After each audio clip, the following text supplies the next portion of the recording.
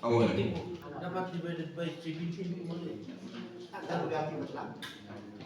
Royalty. 16. 16 ba rin? May I clarify, hindi pa siya nag-calculate ko yung concurrence and suggest. The 16 barangays at royalty per se lamang, so talagang awal-malan na yung tipo. So then I don't know what happened basta it was really proposed in Manila kung president at that time, it was agreed by the body. Kinabati na lang kanyang tipo is the ESPF and other benefits. So I apologize, no, the interpretation you during the MGCP na single benefit will be divided into 16 barangay, saan mapanay kanyang tipo suna. Our constitutional bylaws, na ng royalty. Other benefits, like the single benefits, ESPF, will be forwarded to the management of the people. Correction. With regard to the GCP, siya pala din nag-suggest pala ni Jai na it will be, the 5 million will be divided by 17. No, it was the agreement. We even counted 17,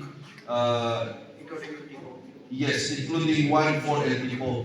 So when the 5 million with 5 million arrives, isulti i-kapil da EJ Kuwata. Isulti ada ni minutes nga mahanda ka i-kapil. In paulit ko man di final. Isunod lang dikitaan tayo during the final no sino di mapanijay Manila. Now we have to specify that that will be divided into 17. But then we have to amend our constitution and bylaws because 16 lang pinakakabili niya. No, that is specific kami nga, that is not royalty. Ang ginang royalty, one-time assistance niya, and then it is specifically Yes, but more. pinakakabili niya that's divided Royalty. 16 barangays. No, this is for the royalty. EJ bylaws. Yeah. And NGCP is not a royalty. Talaga nga, it's a one-time financial assistance. But normally the it will not charge without constitution and bylaws. No, the bylaws in that touch, it will be more between the NGCP and the LTO But we are also covered by the bylaws. So we Yes. amend our bylaws siguro. But does it say the financial assistance will be divided by 16? Ada ba kita yung bylaws na yun? Iba na lang non-royalty funds. Ay, nandita. Non-royalty funds naman lang. It was stated very clearly, non-royalty funds of the LTO shall be dispersed in accordance with the CRDP. So we will make the CRDP of the NGCP. And then we will specify, we will base the CRDP of the NGCP on the MOA which was approved by the NGCP in the community. Sini Uncle Bill. Sige, may nalang di SNP. Ikumpirsa di nasa ikumpirsa lang pa. Actually, mabalik we can compress the distribution rate percentage. May sa likelihood and then others and then mabalik we can isulti kalagay nga ro pa tayo kumatat nga proposal for the amendment na aramihan tayo. Tapos i-check tayo na hindi talaga nga kailangan tayo data. Or kailangan tunti parang kayo. Kasi you will be the one who will use this one eh. Apay, the 20,000 t-shirt yung barangay, 5% of 20,000 is manulang, is 2,000. So dedi po na tayo may amend tayo na yung CRTV. Tato i-adapt yung day, doon niya kasayon na ang kuwan yung barangay yung mapalin yung editing day 30, pasapon yung editing day 30% ng livelihood. All the rest that you can change. Go ahead, take percentage. And you can also add your proposals dito yung nalaikarga. So while they say you can add the plan you for the next 5 years. Tato at least maka-accommodate ngayon. Well, tato doon yung paripanan yung tuti ng barangay, maka-accommodate dito eh. Kasi isugatin di kwa.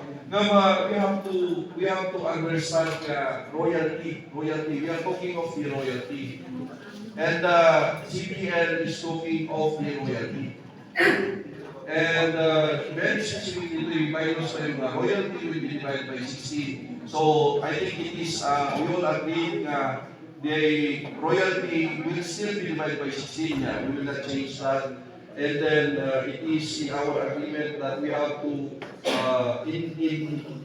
no surrender the royalty, we will base our expenditures on the CRDP. So dahil yung CRDP, dahil i-adjust tayo, tapos ma-accommodate na the needs yung barangay. Yan, iso di kwa tayo. So, yes sir.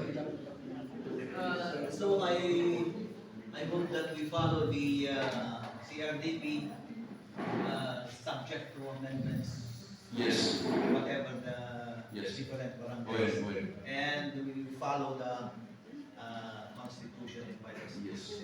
Patuhan tayo may I so move, Mr. President. So there is a motion that there is a motion that the royalty funds will be spent based on the bylaws and will be distributed to the different barangays as per the bylaws and will be spent based on the CRDP which will be amended. Yes, Mr. President. It will be distributed to the barangay IPO. Yes. The barangay, kasi yung barangay, pero barangay council. Yeah, correct. We have to be specific. Barangay registered or not registered, organized barangay IPO. I so move, Mr. President. Okay, any objection? So it has been moved and seconded. Tatangay ka next nga kami tayo way that we have to decide. Yes, sir. Madam Legislation, since kung na tayo distributor or the royalty system ba, nung yung suggestion kung depende mo tayo di virus di parang nakagutom naman kung account tayo kailan ba for what, para ma-monitor nga cash na cash flow. Tapos pas lang siyempre, the president na sa mabalin na arbitro. Di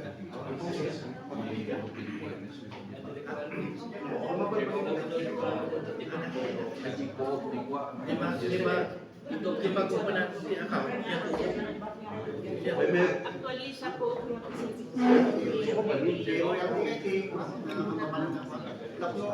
Ma-monitor mo na Yes, actually, the goal, our goal, are accepting, have a savings account.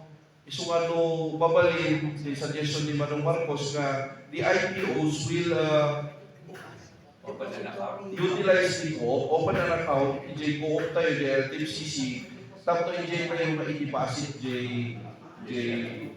share you once na you comply with the requirements. And also, we encourage everyone that is handling members, the co-op, habang masipay the membership na, ang tayo mo after 5 years, it will be competing against BSU co-op. Ang member kayo, tapos ay ang member tayo. Ang member tayo, tapos pa. Tapos natayo di at least pioneers ito. Damdamangay ka, dumakal na ita, kunayon to. Ay sayang, nag-member ako maini. Manong di membership na tayo? 100,000? Eh, 7.9. So, 100 pesos membership and share capital is 7.9. So, ano sa yung kinuwang 8,000?